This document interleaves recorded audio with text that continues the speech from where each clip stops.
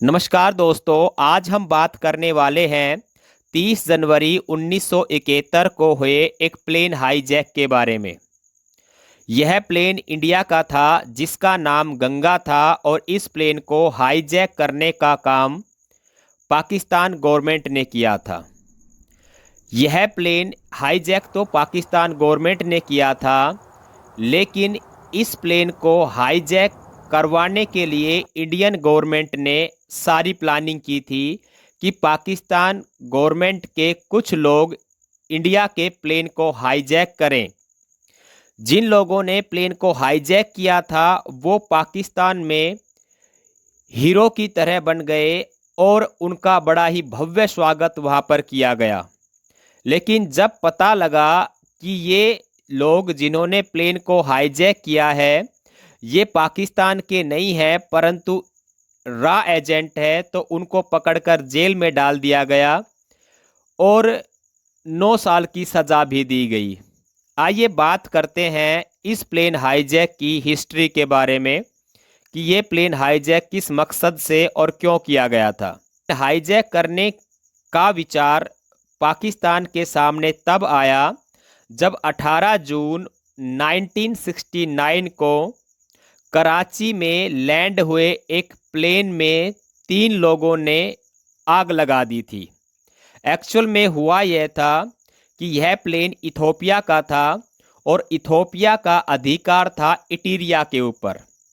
इटीरिया अपने आप को इथोपिया से आज़ाद करवाना चाहता था।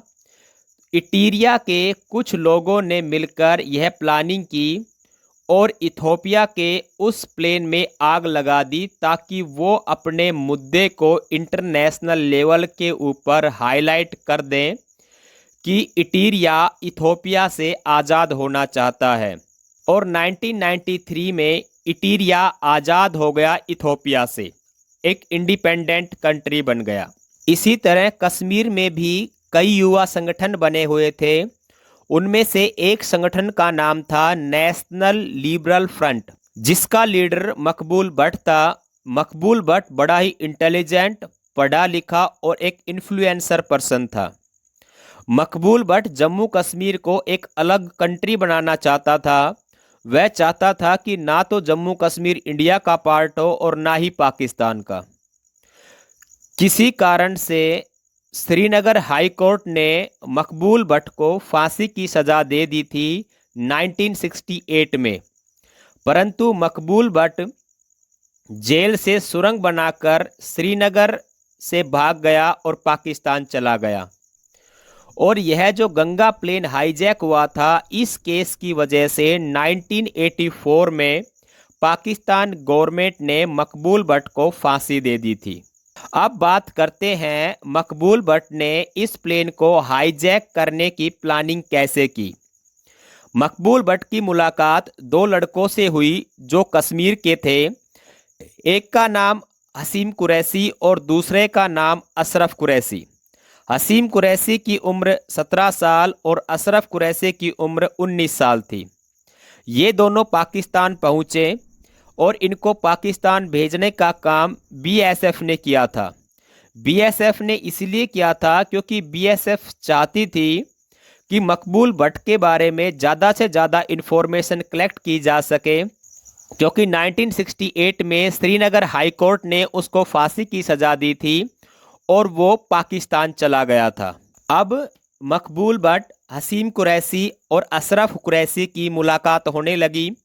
इन तीनों के बीच जो दूरियां थी वो धीरे धीरे कम होती चली गई और अंत में इन्होंने प्लान किया 18 जून 1969 को कि हसीम कुरैशी एक प्लेन को हाईजैक करेगा जो कश्मीर के मुद्दे को इंटरनेशनल लेवल के ऊपर हाईलाइट करेगा। इसके लिए मकबूल भट्ट ने इन दोनों की ट्रेनिंग दी गई, इनको बम बनाने सिखाए गए और भी जो ज़रूरी चीज़ें होती है प्लेन हाईजैक के लिए वो सारी इनको समझाई गई।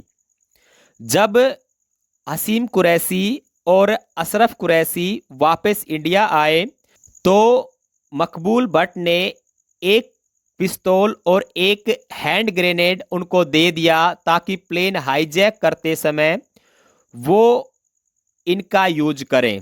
लेकिन जैसे ही वो वापस आए उन्होंने आकर सारी प्लानिंग बीएसएफ के ऑफिसर्स को बता दी। एक्चुअल में हसीम कुरैशी और अशरफ कुरैशी दो रॉ एजेंट थे।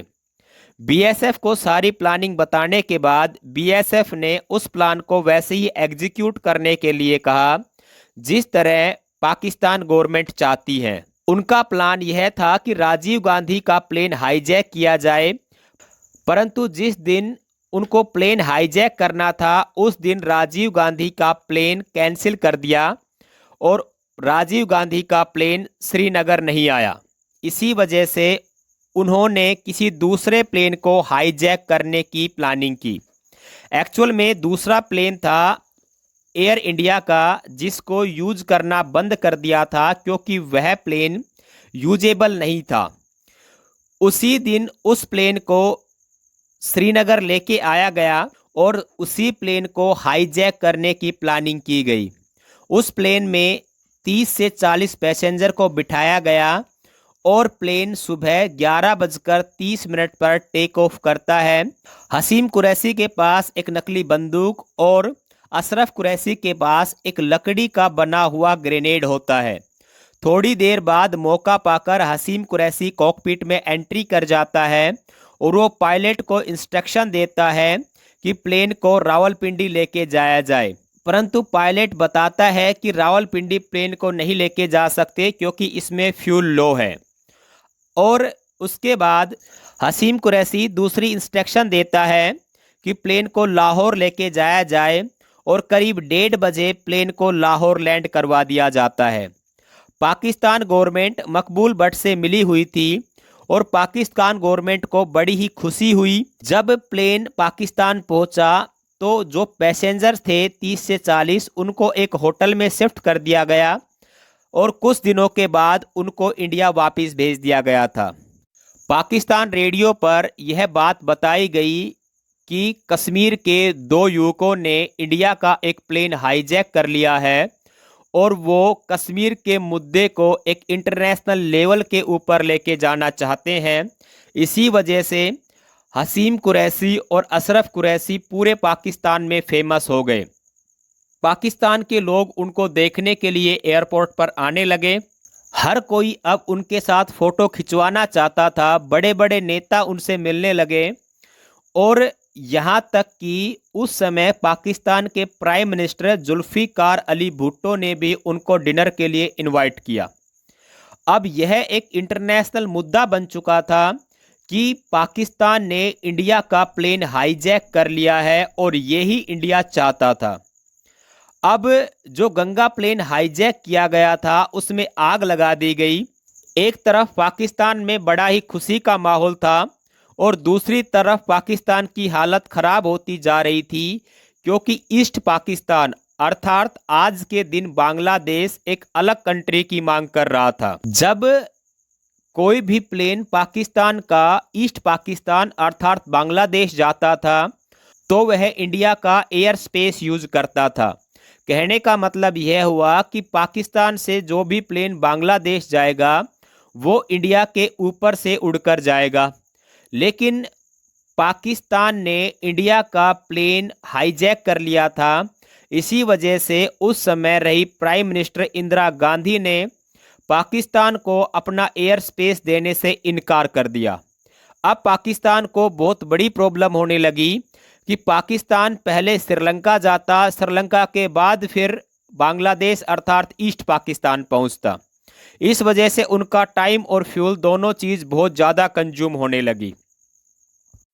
जिस बात को लेकर हसीम कुरैशी और अशरफ कुरैशी बड़े फेमस हुए थे पाकिस्तान में, धीरे धीरे वो एक प्रॉब्लम क्रिएट करने लग गए पाकिस्तान के लिए। और बाद में पाकिस्तान गवर्नमेंट को पता लगा कि हसीम कुरैशी और अशरफ कुरैशी ये दोनों रॉ एजेंट हैं। जब यह बात पता लगी तो उनके पैरों के नीचे से ज़मीन खिसक गई क्योंकि प्लेन को हाईजैक करवाने में पाकिस्तान ने हेल्प की थी इन दोनों युवकों की और यह एक इंटरनेशनल मुद्दा बन चुका था कि पाकिस्तान ने इंडिया का एक प्लेन हाईजैक कर लिया। इस बात का जिक्र रॉ के संस्थापक बी रमन ने अपनी बुक द काउबॉयज ऑफ रा में लिखा है, इंडिया ने अपना प्लेन हाईजैक करवाकर इंडिया ने पाकिस्तान को अपना एयर स्पेस नहीं देकर बांग्लादेश बनाने में एक बहुत बड़ी हेल्प की। अब जैसे ही ये बात पाकिस्तान में पता लगी कि हसीम कुरैशी और अशरफ कुरैशी दो रा के एजेंट हैं, उस समय पाकिस्तान के राष्ट्रपति रहे याहे खान के इशारे पर हसीम कुरैशी, अशरफ कुरैशी और मकबूल भट्ट, इसके अलावा कुछ और लोगों को भी जेल में डाल दिया गया। पाकिस्तान ने यह मुद्दा इंटरनेशनल कोर्ट ऑफ जस्टिस में पहुंचाया और उन्होंने बताया कि पाकिस्तान ने इंडिया का प्लेन हाईजैक नहीं किया था, इंडिया ने अपना प्लेन खुद हाईजैक करवाया था। परंतु इस मुद्दे को वहां पर ले जाने का कोई फ़ायदा नहीं हुआ, क्योंकि उस समय तक बांग्लादेश अपने आप में एक अलग कंट्री बन चुका था। अब पाकिस्तान कोर्ट ने मकबूल भट्ट को फांसी की सज़ा दे दी। 1984 में मकबूल भट्ट को फांसी दे दी गई। अशरफ कुरैशी को कुछ ही दिनों के बाद वापस भेज दिया गया और हसीम कुरैशी को 9 साल की सज़ा दी गई और 2000 में वो इंडिया वापस आ गए। यह थी कहानी इंडिया की रा एजेंसी ने अपना ही प्लेन हाईजैक करवाकर किस तरह बांग्लादेश को बनाने में बांग्लादेश की हेल्प की थी।